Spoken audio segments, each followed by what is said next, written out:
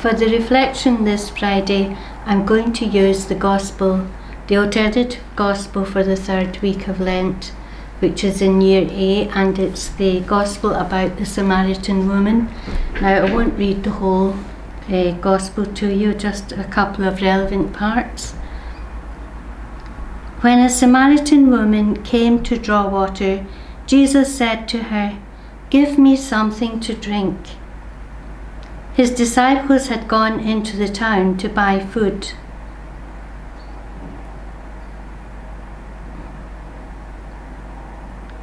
The Samaritan woman said to him, "You are a Jew. How is it that you ask me, a Samaritan, for something to drink?" Jesus replied to her, "If you only knew what God is offering and who it is that is saying to you, 'Give me something to drink,' you would have been the one to ask, and he would have given you living water. Whoever drinks this water will be thirsty again, but no one who drinks the water that I shall give will ever be thirsty again. The water that I shall give will become a spring of water within, welling up for eternal life." "Sir," said the woman, "give me some of that water, so that I may never be thirsty or come here again to draw water." You might wonder why there'll be a picture there of Saint Teresa at the well, but this was a very favourite gospel of hers, and she loved that, "Give me the living water." And today I would like to focus on the theme of thirst. The two great thirsts, the creature's thirst for the infinite and the Creator's thirst to be thirsted for, as St. Augustine says. So we look at this woman who's coming to draw water in the heat of the day, not realizing that she is going to return not only without the water she came for, but even without her water jar too. So well will her thirst have been quenched. Her thirst is our thirst. What is this unquenchable longing from which we all suffer? We try this thing and that, and for a short time everything seems to be all right. Then the thirst is upon us again. Well, we know how this woman was trying to fill her emptiness, one relationship after another, and now she's on the 5th, or is it the 6th one? And she will deny that one without a blush. There seems to be no security, yet we keep going from one well to another with our little water jar, never satisfied, weary and wandering. Sometimes the things with which we try to fill that emptiness in the human heart look innocent enough.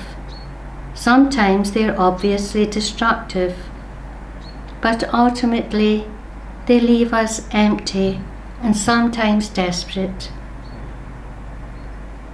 This woman and we ourselves have no concept of our own value, of the price Jesus puts on us, of the riches of life He wants to pour into us. Jesus comes to give life, life to the full. If you but knew the gift of God and who it is that is saying to you, "Give me a drink." But our water jars are full of other things, and we cannot receive it. We have too much trust in our own efforts, too little confidence in the God who lives in our hearts and who thirsts to be thirsted for. Our ways of blocking out the emptiness in our lives may be blatantly destructive or immoral, but usually they're much more subtle. In fact, most of the time, we ourselves are oblivious to our own deeper motivations.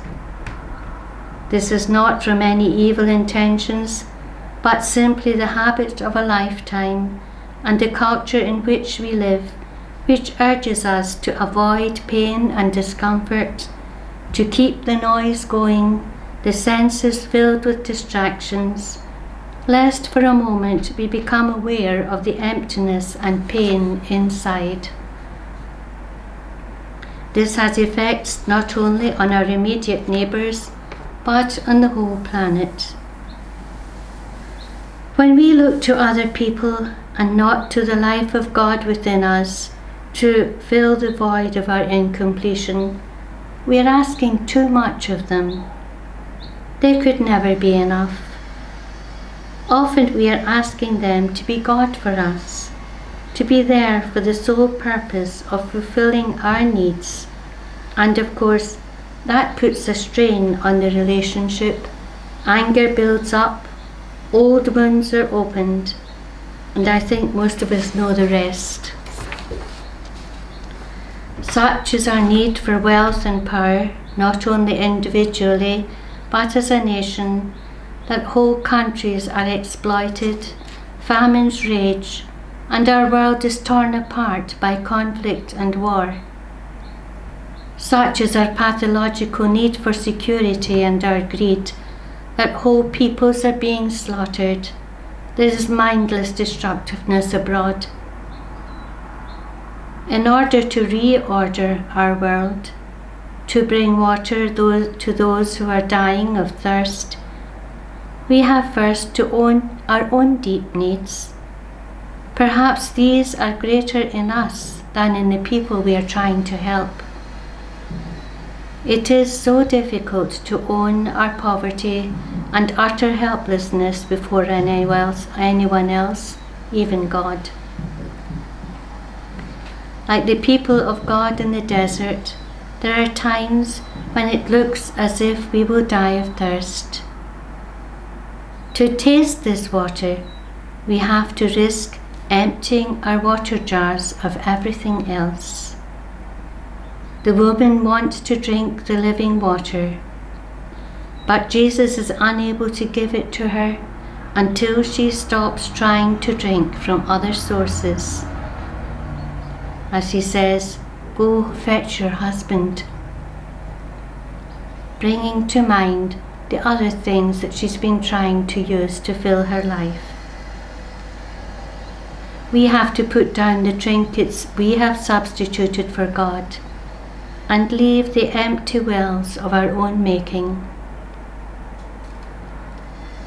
As we look at Jesus in his passion, we know that God doesn't always take away our pain and loneliness, but we know Jesus is with us in it.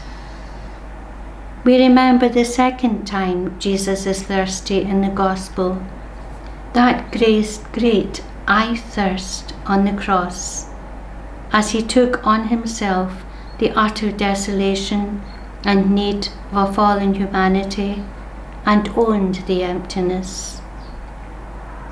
Not only did he experience our pain and emptiness, he took on himself the results of our destructive ways of dealing with it, dying in anguish. Having reached that depth of poverty and emptiness before God, he became the source of eternal life for us all. Through our baptism, we are invited into that same death of Jesus, so that through our very pain and damagedness, we too can cry out to God with him for ourselves and our fallen humanity, "I thirst." And as the Father made Jesus the source of living water to the whole of creation, we too, in our own little way, can bring that living water to our brothers and sisters.